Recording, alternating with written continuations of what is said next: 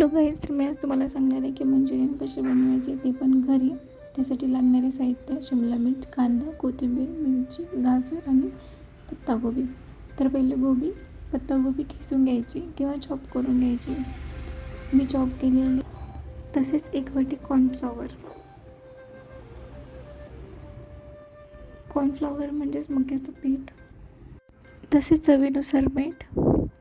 मग त्यामध्ये ॲड करायची लसूण आणि अद्रकची पेस्ट, थोडंसं धनिया पावडर.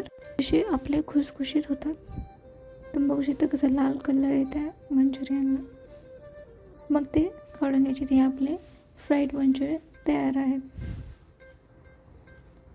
एकदम असे सेम बाहेरचं जसे मिळते तसे चायनीज. जोपर्यंत ते व्यवस्थित तळले जात नाही आहे तोपर्यंत ते बटरमध्ये मिक्स करून घ्यायचे पूर्ण प्रकारे.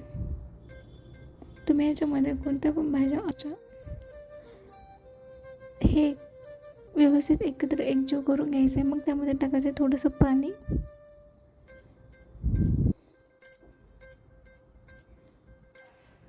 पाणीसुद्धा त्याच्यामध्ये व्यवस्थित मिक्स करून घ्यायचं आहे.